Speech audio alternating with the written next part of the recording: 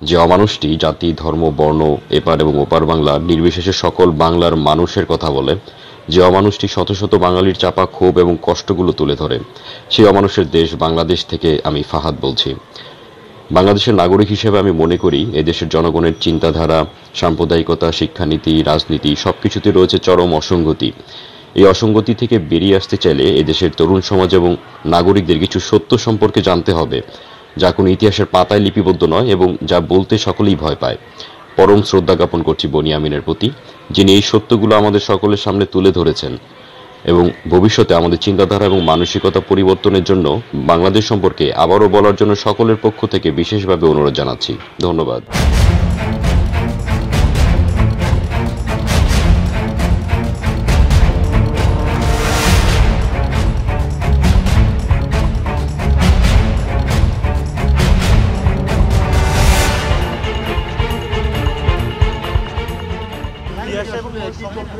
এরা একই চক্রের সদস্য। এরা হলো রাতের রানী।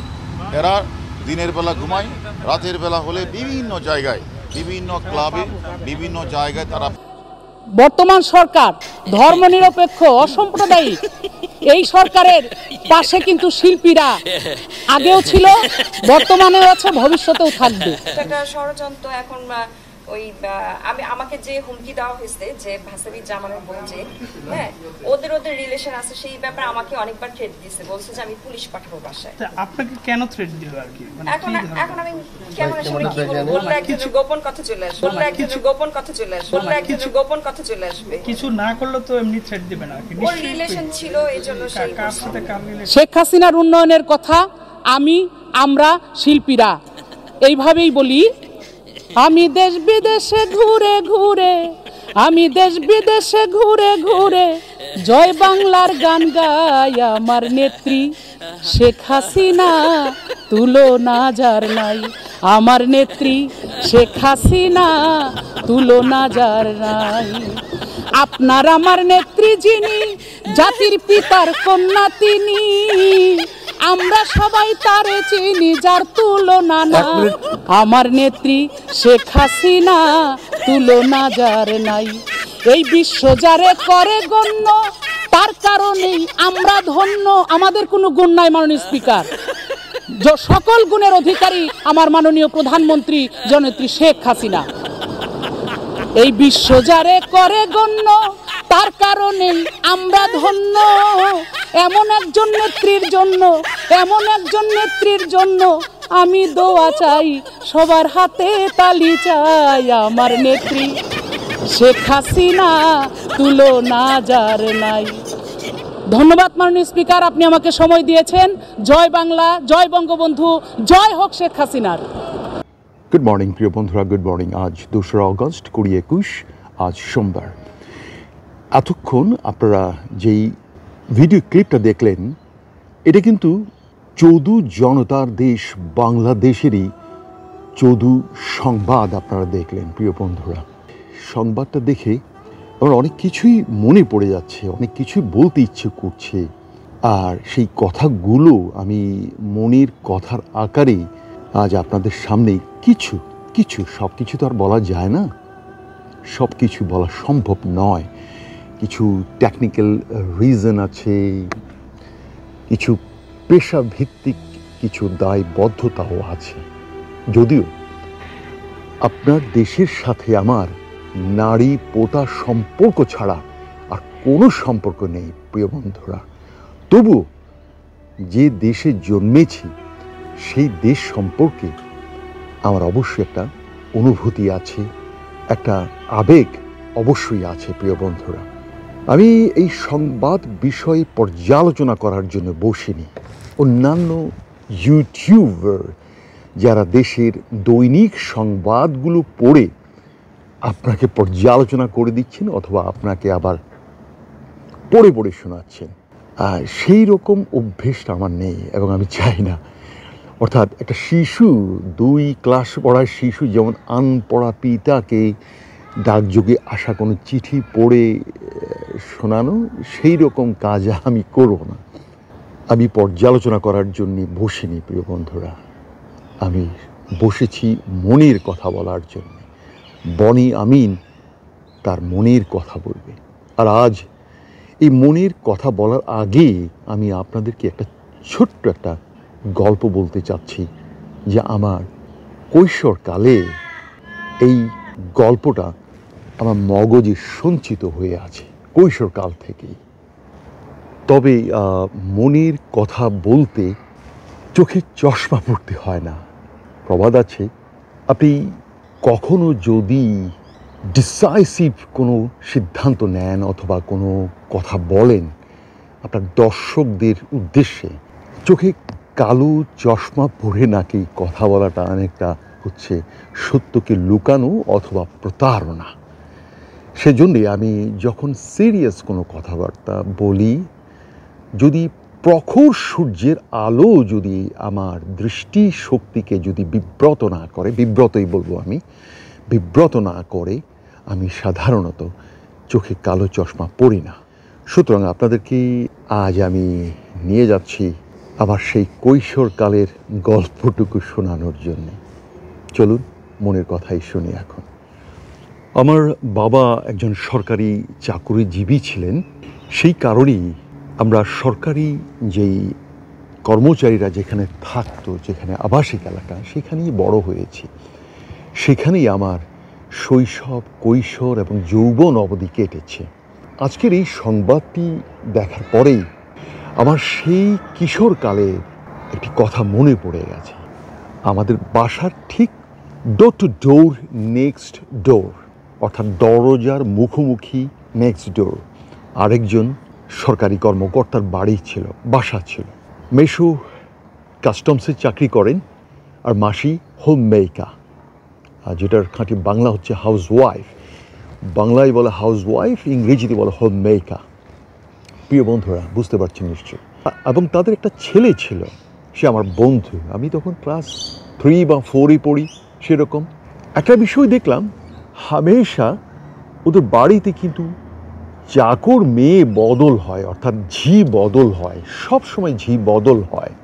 আমি কিন্তু আমার সেই বন্ধুকে সবসময় জিজ্ঞেস করতাম, কিরে তোদের আগের সেই ঝিটা গেল কই? আবার তারপরে আরও একটা ঝি আসলো। তবে প্রত্যেকবারেই যখন ঝিগুলো আসে, এক একটা ঝি ছিল খুবই সুন্দরী, খুবই সুন্দরী।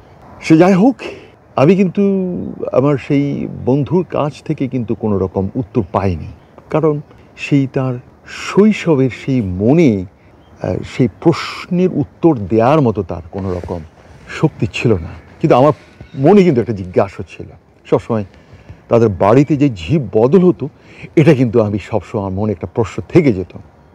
একদিন দেখলাম আমার সেই বন্ধুর মা অর্থাৎ মাসি তাদের এক ঝিকে বেধড়ক পেটাচ্ছে আর বারবার বলছে যে তুই আমার ঘর সংসার ভাঙার জন্য এখানে এসেছিস, আমার ঘর ভাঙার জন্য এসেছিস। আমি কি করেছি আপনাদের ঘর ভাঙিয়েছি, সংসার ভেঙেছি, এটা কি করেছি বলেন? আমি কি করেছি আপনাদের ঘর ভাঙিয়েছি, সংসার ভেঙেছি, এটা কি করেছি বলেন? কিন্তু আমি তখন বুঝতাম না, ঝিকে মারতো আর শুধু বলতো যে ঘর ভাঙার জন্য এসেছিস, ঘর ভাঙার জন্য এসেছিস। কিন্তু যখন ধীরে ধীরে যখন আমি বড় হলাম, তখন মাসির সেই ঘর ভাঙার বিষয়টা আমি বুঝতে চেষ্টা করলাম, বিশ্লেষণ করলাম।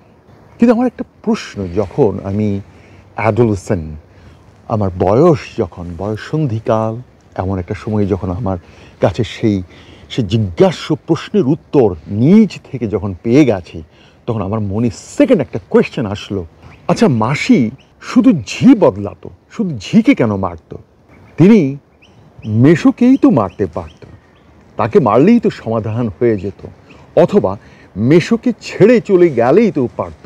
এই ধরনের এই গল্পটাই আজকের এই সংবাদের পরেই এই ক্লিপগুলো যখন দেখি, এই যে আপনি বলুন যে হেলেনা, তারানা হালিমের কথা বলছি, হেলেনা, তারানা, সাব্রিনা, পাপিয়া, মৌ, এই যে বিভিন্ন গল্পগুলো এক একবার এক এক সময় এক এক জনের উপরে যে হামলে পড়ছে, আর রেডিমেড কিছু সরকারি কিছু সাংবাদিক যে তারা রেডি হয়ে থাকে, আমার কাছে মনে হচ্ছে যেন এগুলো সবই পরিকল্পিত। প্রিয় বন্ধুরা, আমার সেই মাসির কথা মনে পড়ছে, যে মাসি শুধু ঝিকেই মারতেন, শুধু ঝিকেই মারতেন, কিন্তু স্বামীকে কিছু বলার সাহস তার ছিল না, অথবা স্বামীকে ছেড়ে চলে যাওয়ারও সাহস তার ছিল না, কারণ তিনি সংসার ভাঙতে চাননি। অর্থাৎ তিনি একজন কাস্টমস অফিসারের স্ত্রী, এই যে ক্ষমতা, এই যে পদবিটা, এটা তিনি হারাতে চাননি। ঠিক এমনই অবস্থা হয়েছে বর্তমান আওয়ামী লীগ সরকারের। আপনি একটা জিনিস লক্ষ্য করুন, এই যে মৌ ধরা পড়ল, মডেল মৌ, এরপরে আরও বেশ কয়েকজন মডেল, তাদের বাড়িতে ইয়াবা পাওয়া যাচ্ছে, তাদের বাড়িতে হুক্কা পাওয়া যাচ্ছে। হুক্কাটা কি যেন বলে, সীসা, ক্যাসিনোর ঘুঁটি পাওয়া যাচ্ছে, আরও অনেক কিছু ড্রাগ পাওয়া যাচ্ছে। কিন্তু আমার প্রশ্ন হচ্ছে, আপনি কিন্তু ঝিকে মারছেন, কিন্তু এই ঝিয়ের বাড়িতে কে আসছে, কারা বসে? মৌ তো আর একা এই ইয়াবাগুলো খাচ্ছে না, মৌ তো আর একা সব কিছু করছে না। তার বাড়িতে কারা আসছে, কখন থেকে আসছে, তাদেরকে ধরা হচ্ছে না কেন?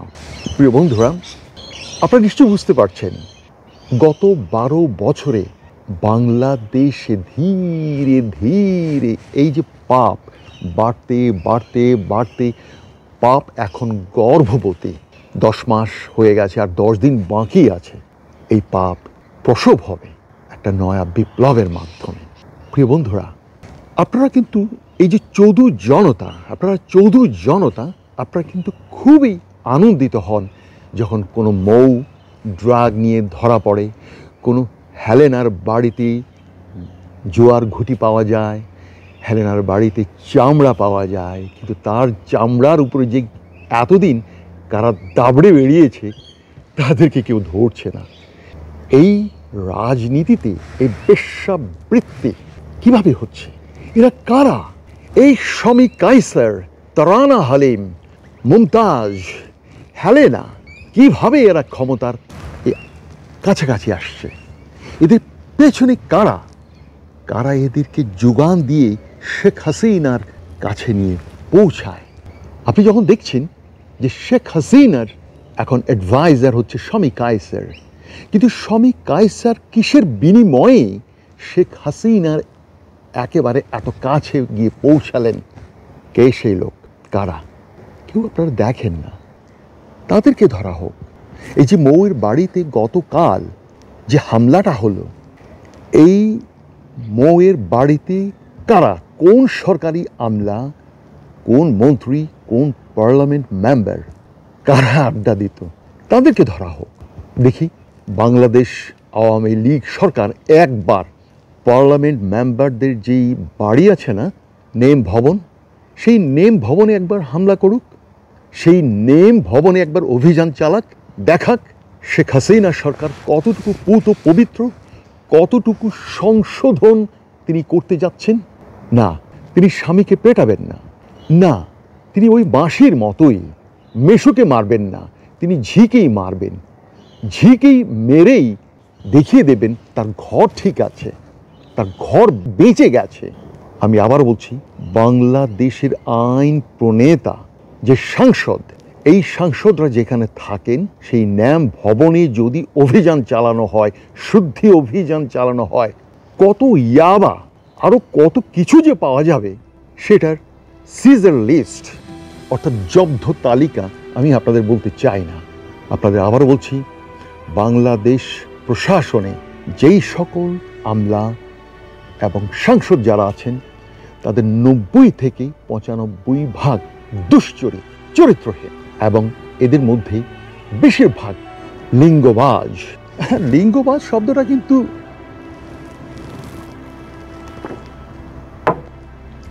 অনেক বড় কথা। লিঙ্গবাজ শক্ত হলে তো হয়, এ তো সেদ্ধ নুডলস। ওই যে মার্কিন ডেপুটি অ্যাম্বাসেডর বলেছিল যে কাজ করার সময় এদের মাথা থাকে ভোদায় আর ওদের ধন থাকে কাজে। এই কথাটা সব সময় আমার মনে পড়ে। এদের কাজেও যেমন এরা অদক্ষ, এরা ওই কাজেও অদক্ষ। যেই মেয়েটার জন্যে যে কাগজে সে সই করেছে সেই মেয়ের কাছে গিয়েও তো সেখানেও ব্যর্থ, এরা সেখানেও ব্যর্থ। তখন মেয়েটা সে অতৃপ্ত চেহারায় শুধু বলতে হয়, শুধু আমার কাপড়টা নষ্ট করলেন স্যার, শুধু আমার কাপড়টা নষ্ট করলেন। তখন স্যার কি বলে, আরে দূর, মাথায় সবসময় কাজ থাকে, এখন মাথায় মহা চিন্তা থাকে, সেই জন্য কিছু পারলাম না, সরি সোনা, মাইন্ড করো না, সেদ্ধ নুডলস। এরা না পারে সরকারকে তুষ্ট করতে, জনগণকে, জাতিকে, না পারে তাদের রক্ষিত সে রক্ষিতা, সে বেশ্যা, তাদেরকেও সন্তুষ্ট করতে। শুধু কাপড় নষ্ট করে সেদ্ধ নুডলস এই জাতির চৌধু জনতার সেই আমলা, সেই পার্লামেন্ট মেম্বার এবং মন্ত্রীরা। প্রিয় বন্ধুরা, এরা সর্বক্ষেত্রেই ব্যর্থ। আমার এই কথাগুলো শুনতে আপনাদের বড্ড খারাপ লাগছে, বড্ড খারাপ লাগছে, কিন্তু একটা কথা বলে রাখি, দুর্নীতি, দুর্বৃত্তায়ন বাংলাদেশের স্বাধীনতার পর থেকে প্রতিটি সরকারেই ছিল, কম বেশ সবখানে। তবে একটি বিষয় আপনারা নিশ্চয়ই লক্ষ্য করেছেন, বর্তমান আওয়ামী লীগ সরকারের সময় এই বিষয়গুলো যেন আরো বেড়ে গেছে, আরো বেড়ে গেছে। রাজনীতিতে গণিকা বৃত্তি, গণক মানে যিনি হাত গণেন, আর গণিকা মানে যিনি লিঙ্গ গণেন। যিনি লিঙ্গ গণেন তিনি হচ্ছেন গণিকা, আর যিনি হাত গণেন তিনি হচ্ছেন গণক।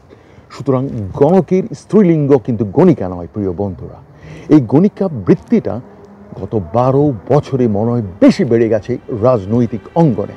ইয়াবা, আপনি নিজেকে প্রশ্ন করুন, আমি চৌধু জনতার কাছে একটা প্রশ্ন রাখতে চাচ্ছি, যে এই ইয়াবা, এই আমদানিটা কারা করছে, এটার পেছনে কারা আছে, কে এই সকল বিষয়ে প্রশাসনে কাজ করে যাচ্ছে? দুর্ভাগ্য যেই সকল চরিত্রহীন আমলা, চরিত্রহীন পার্লামেন্ট মেম্বার, যাদের কারণে এই ইয়াবা, এই মরণঘাতী নেশার এই ট্যাবলেটগুলো এখানে বাংলাদেশে ঢুকছে, তিনি ঘুষের বিনিময়ে এগুলোকে ছেড়ে দিচ্ছেন। কিন্তু তিনি একবারও ভাবছেন না তার সন্তান, তার মেয়ে, তার ছেলে, তারাই আবার ইয়াবা আসক্ত হচ্ছে। আপনাদের কি যেন একটা বাংলাদেশের একটা মন্ত্রী ছিল, জাহাঙ্গীর কবির নানক না কি যেন, বাংলাদেশের আওয়ামী লীগের কিছু যেন মনে আছে, তার একমাত্র সন্তান কক্সবাজারে ইয়াবা আসক্ত হয়ে, ড্রাগ ইনফ্লুয়েন্সড হয়ে ড্রাইভ করতে গিয়ে কক্সবাজারে মারা গিয়েছিল, মনে আছে? কিভাবে পাপের প্রায়শ্চিত্ত ছেলে পুষে দিয়ে গেল তার একমাত্র সন্তান। ঠিক এইভাবে বাংলাদেশের এই দুশ্চরিত্র সেদ্ধ নুডলস, শব্দটা মনে রাখবেন, সেদ্ধ নুডলস, অর্থাৎ নুডলস যখন সিদ্ধ হয় এমনই হয়ে যায়। এরা শুধু কাপড় নষ্ট করে রক্ষিতাদের, এরা কিন্তু আসল কাজ কিছুই করতে পারে না। চোখের তেষ্টা এদের, চোখের তেষ্টা। প্রিয় বন্ধুরা, সে যাই হোক, এই পাপের প্রায়শ্চিত্ত করছে তাদের সন্তানরা। তারা একটি বারেও ভাবে না যে তার কারণে দেশে এই মরণ ঘাতী, এই নেশার যেই ইয়াবা বা এই ধরনের আইস, হিরোইনের যুগ শেষ হয়ে গেছে। শাবনূর, শাবানা এরা ছিল হিরোইন, যিনি বারবার বলেন কি যেন, আমার ছবিগুলো আপনারা দেখবেন না। এখন আবার সানাইও বলছে যে আমার ছবিগুলো দয়া করে আপনারা ডিলিট করে দেন, আপনারা এখন দেখবেন না। কিরে বাবা, ছবি ডিলিট হবে, কিন্তু শেষ অবধি কি বলবে নাকি আমার কাস্টমার আপনারা যারা ছিলেন আপনারা তাদের লিঙ্গ কেটে ফেলেন, যে কেটে ফেলেন প্লিজ, আপনি আপনার লিঙ্গর দিকে তাকাবেন না। It not gonna happen. সানাই, তোমার খরিদ্দারদেরকে তুমি ওটা বলতে পারবে না যে আপনারা প্লিজ আপনাদের লিঙ্গ কেটে ফেলেন। সেই শাবানা বলছে যে আমার ছবি এখন দেখবেন না, আমার না খুব লজ্জা লাগে। শাবনূর, যে চামড়া ঝুলে যাওয়া শাবনূর, সেও নাকি এখন আর একটা বিপ্লব শুরু করেছে যে আমার ছবি আপনারা দেখেন না, আমার লজ্জা লাগে, আমি এখন হিজাব নিয়েছি। বাংলাদেশের প্রশাসনে এই হিজাব নেয়া প্রচুর বদমাইশ লুকিয়ে আছে। এরা আপনার সামনে যখন আসে হিজাব নিয়ে আসে, কিন্তু এরা পুরো রাষ্ট্র ক্ষমতাকে নানাভাবে কলুষিত করছে। প্রিয় বন্ধুরা, আপনারা কিন্তু অনেকেই জানেন যে আমি গত কয়েক বছর আগে এই সরকার যখন নির্বাচিত হয়েছিল, আমি এটা বলছি না নির্বাচনটা কিভাবে হয়েছিল, সেটা নিয়ে কথা বলতে গেলে অনেক কিছুই বলতে হয়। এই সরকার যখন নির্বাচিত হয়েছিল বলেছিলাম, আমি একটা ভবিষ্যৎবাণী করেছি, সেটা এখন বলছি না। আপনারা অনেকে মাঝে মাঝে আমাকে খোঁজা পারেন, কি আপনার ভবিষ্যৎবাণী কি আছে না চলে গেছে? না প্রিয় বন্ধুরা, আমার ভবিষ্যৎবাণী যেমন আছে তেমনই থাকবে। I am not gonna withdraw my সেই ভবিষ্যৎবাণী। না, I will not. Still, there is time. Still, ঘড়ি টিকটিক টিকটিক টিকটিক করছে, কিন্তু সময় কিন্তু ফুরায়নি প্রিয় বন্ধুরা। আপনারা অনর্থক আমাকে বিরক্ত করেন এই ধরনের প্রশ্নগুলো করে। প্লিজ, সময় ফুরায়নি। একটা জিনিস আপনাদেরকে বলি, আপনারা কিন্তু পরিবর্তন যে চাচ্ছেন, সরকারের পরিবর্তন, এই পরিবর্তনে কাকে আনবেন? মানুষের মনের মাঝে এক ধরনের জুজু ভয় কাজ করছে যে এই সরকার পতনের পরপরই দেশে তালেবান সরকার চলে আসতে পারে, দেশের সংখ্যালঘু যারা আছে তাদের উপরে নির্যাতন হতে পারে, দেশ সংখ্যালঘু শূন্য হতে পারে, এই ধরনের একটা জুজু ভয় কাজ করছে। আপনি চদু জনতা, আমি 80% বাংলাদেশের 80% জনগণ হচ্ছে চদু জনতা। যদি আপনারা গ্যারান্টি দেন, মুখের গ্যারান্টি নয়, আপনার আচরণ, আপনার বিহেভিয়ার, আপনার চালচলন, আপনার আপনার ম্যানারে যদি আপনি গ্যারান্টি দেন যে বাংলাদেশ কোনোদিন তালেবান হবে না, বাংলাদেশ কখনো ধর্মান্ধদের দেশ হবে না, বাংলাদেশের সংখ্যালঘুরা নিরাপদে একই রকম, আপনার মতো একই রকম রাইটস নিয়ে তারাও দেশে থাকতে পারবে, এই রকম গ্যারান্টি যদি দেন, তাহলে আওয়ামী লীগ সরকার কিন্তু বেশি দিন টেকবে না। আপনি তার পরের দিনেই কিন্তু গণেশ পাল্টে যাবে, অবশ্যই পাল্টে যাবে। Please take it seriously, I am serious. কিন্তু কে দেবে এই নিশ্চয়তা, কে দেবে এই আশা, কে দেবে এই ভরসা? সবার মনে একটাই ভয় যে দেশে তালেবান সরকার চলে আসতে পারে, দেশে মোল্লাতন্ত্র হতে পারে, এই ভয়টা কাজ করছে সবার মনে। আর সেই সুযোগটাই নিচ্ছে বর্তমান হাসিনা সরকার। আপনার মন মানসিকতা, আপনার অ্যাটিটিউড আপনাকে চেঞ্জ করতে হবে, আপনার মাঝে মানবতা জাগাতে হবে। প্রিয় বন্ধুরা, আপনি আপনার অ্যাটিটিউড পরিবর্তন করুন, শিক্ষা গ্রহণ করুন, আপনি দেখবেন গণতন্ত্র এমনিই আপনার কাছে এসেই ধরা দেবে। শেখ হাসিনা বা আওয়ামী লীগ এইভাবে এই দুরাচার দুর্বৃত্তায়ন বাংলাদেশে আর কখনোই হবে না, হওয়ার কোনো আশঙ্কা থাকবে না। প্রিয় বন্ধুরা, আবারও বলছি, এই যেই মৌ, এই যেই হেলেনা, এই সেই তারানা, এই সেই মমতাজ, যারা এই রাজনৈতিক রক্ষিতা, কেউ ধরা পড়ছে, কেউ ধরা পড়ছে না, কে নীরব হয়ে যাচ্ছে, এরা সকলেই হচ্ছে অগণতান্ত্রিক রাজনীতির ফসল। প্রিয় বন্ধুরা, বাংলাদেশের শতকরা 90 থেকে 95 জন সাংসদ হয় চাঁদাবাজ, দুর্বৃত্তবাজ, সন্ত্রাসী, না হয় এদের বেশিরভাগ এরা ইয়াবাখোর। তবে মজার ব্যাপার হলো, এরা সকলেই কিন্তু নুডলস, সেদ্ধ নুডলস। এরা শুধু কাপড় নষ্ট করে, আসল কাজ কিছুই করতে পারে না।